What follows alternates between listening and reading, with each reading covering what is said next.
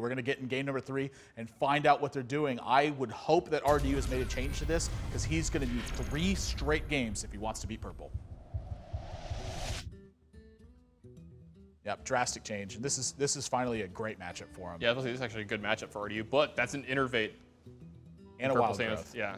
Oh boy. That's dangerous. Oh boy. Well, you know, it doesn't matter how good the matchups are. Sometimes your opponent has hands like this and it looks really ugly.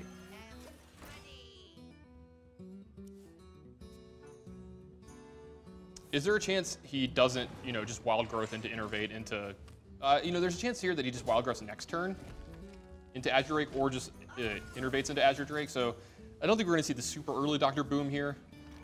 It just depends on what RDU does this turn as well. Yeah, I agree with you. This turn really spells out a lot of the difference. And with a Mad Scientist, there's an Acidic Swampoos. Certainly has to feel tempted to go for the Dr. Boom here. I mean, if your opponent doesn't have a Mirror Entity in play, you're primed. Yep, Water Elemental, not bad against Druid. Pretty hard to beat it in combat, and it gets to kind of, you know, lock him down a little bit. That's really the big benefit of this card, is that it's got so much health that there's not really an effective way to deal with this. Now, Dr. Boom is pretty effective at this, but RDU, he's got a lot of tools in his hand to fight this fight. Yeah, I will say he can play quite a few things this turn, and he's got a Flame Cannon. Ooh, he might be able to get through here. Now, there's a couple different ways to do this as well. I mean, he could guarantee that he kills Dr. Boom here. He can run his Water Elemental into it, run his Mad Scientist into a Boom Bot, and then ping one, and then Flame Cannon, but he might be going for a bigger turn. The thing that I see is that if he starts picking up these Boom Bots, how much trouble is he actually in? I mean, he can sit behind Mirror Image and push for a lot of damage here. Yep. Why wouldn't you do that? No, that's what I'm saying. He has a couple different options on how he wants to play this turn. Yep. So this is Sorcerer's Apprentice Mirror Image about 100 billion% of the time. And this is a spot where purple cannot be comfortable with his game. I mean, he has to run a Dr. Boom into a 0-2. Force of Nature would be pretty good. Is this Lotheb? I feel like Lotheb is good here just because you cannot afford to lose ground right now. Well, yeah, you can't let something crazy happen with tempo here, especially if they have something like Flame Waker, like what we see in RDU's hand. Yep. Even a Keys and Mystic. This deck was ready for Hunter as well. That's another reason for the Water Elemental. Yeah, Purple's been playing some Freeze Mage as well lately, too, and RDU's probably done some of his homework here. What's funny that the Acidic Swampoos actually isn't that bad in this matchup because he can check Mirror Entity a lot better. Yeah, also it could just rumble. I mean, he could just fight these guys. And there's the Mirror Entity, most likely. So RDU going upstairs. He has to start pushing for damage, and he's running a little bit low on resources. But again, I feel like this is a pretty big advantage to RDU right now. Well, Wrath, great pickup here, by the way. But, you know, you might want to do something like Acidic Swampoos, Druid of the Claw this turn instead. Yeah, that's sort of what I'm looking at as well. Has to get the Mirror Entity out of the way. And now at this point, you're just hoping and praying there's no Fireball. Now, I say that there's a small chance that's supposed to charge.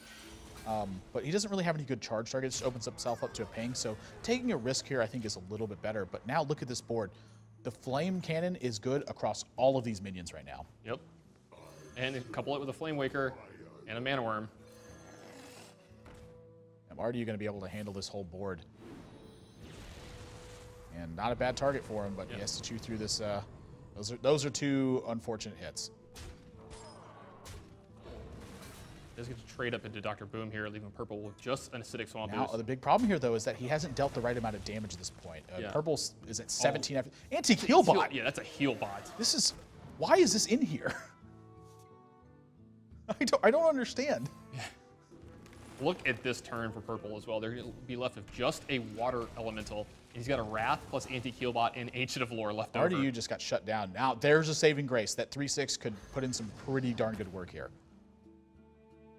I think he's going to time rewind this other Water Elemental, too. You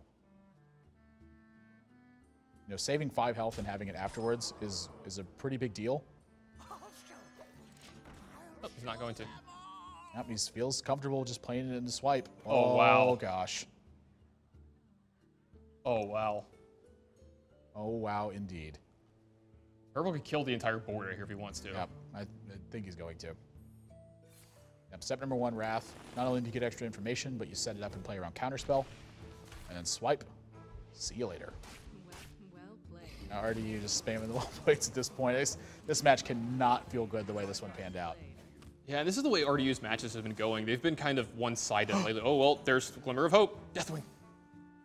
Use Deathwing. Just on-time Deathwing. That's not any good. Yeah, take 5.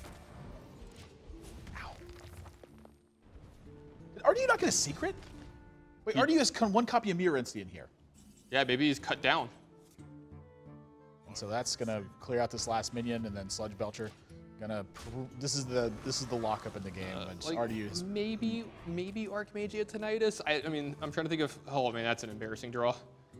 now. This deck needs to get on the ground running and then close it out early afterwards. And just the amount of mana ramp that Purple had was too much for RDU in this game.